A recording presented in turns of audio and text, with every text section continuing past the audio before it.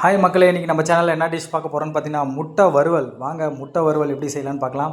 நம்ம வந்து பார்த்திங்கன்னா ஃபஸ்ட்டு வந்து முட்டையை நல்லா வேக வச்சு உரித்து ரெடி பண்ணி வச்சுருக்கோம். அடுத்தது வந்து பார்த்திங்கன்னா ஒரு கடாயில் எண்ணெய் காஞ்ச உடனே பார்த்திங்கன்னா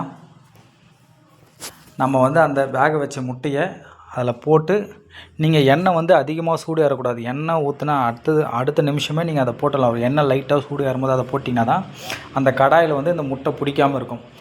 போட்டுட்டு இந்த மாதிரி வந்து நீங்கள் கரண்டி வச்சும் தொலைவி விடலாம். இல்லைனா நீங்கள் வந்து அப்படியே துணி பிடிச்சி ஒரு சுற்று விட்டிங்கன்னா அந்த முட்டை வந்து பார்த்திங்கன்னா நல்லா சைட்லலாம் பொரிஞ்சு கொஞ்சம் ரஃப் ஆகி வரும்.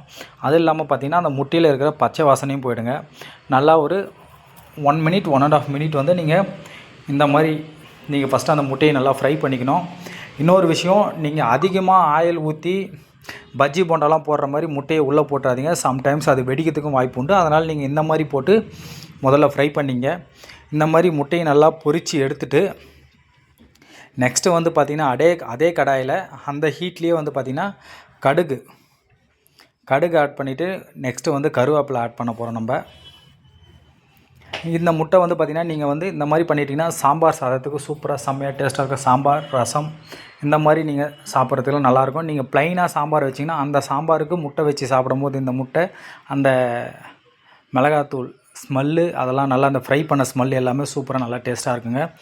பாருங்கள், கருவேப்பிலை பொரிஞ்ச பிறகு பார்த்திங்கன்னா மறுபடியும் நம்ம அந்த முட்டையை எடுத்து வச்சுருக்க முட்டையை அதில் போட்டுட்டு நெக்ஸ்ட்டு வந்து பார்த்திங்கன்னா நம்ம வந்து மிளகா பொடி ஆட் பண்ண போகிறோம். மிளகா பொடி வந்து பார்த்திங்கன்னா நம்ம வந்து ரெட் சில்லி ஆட் பண்ணுறோம். வித் வந்து குழம்பு மிளகா பொடியும் ஆட் பண்ணுறோம். ரெட் சில்லி வந்து பார்த்திங்கன்னா 2 ஸ்பூன் யூஸ் பண்ணுறோம் நம்ம. நெக்ஸ்ட்டு வந்து பார்த்திங்கன்னா மல்லிப்பொடி 1 ஸ்பூன் ஆட் பண்ணுறோம். கரம் மசாலா ஒரு 1/4 ஸ்பூன் வந்து கரம் மசாலா ஆட் பண்ணுறோம். அவ்வளோதாங்க. மோஸ்ட்லி இந்த மாதிரி டிஷ்லாம் வந்து பேச்சுலர்ஸ் ஈஸியாக செஞ்சு சாப்பிட்லாம்.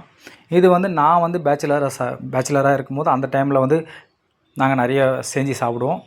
ரொம்பவும் ஈஸியாக இருக்கும். நெக்ஸ்ட்டு வந்து பார்த்திங்கன்னா நம்ம வந்து வீட்டில் இருக்கிற நார்மல் மிளகா பொடியும் ஆட் பண்ணிக்கிறோம். பாருங்கள், டிஷ் ரெடி ஆகிடுச்சு. நீங்களும் வீட்டில் ட்ரை பண்ணி பார்த்துட்டு எப்படி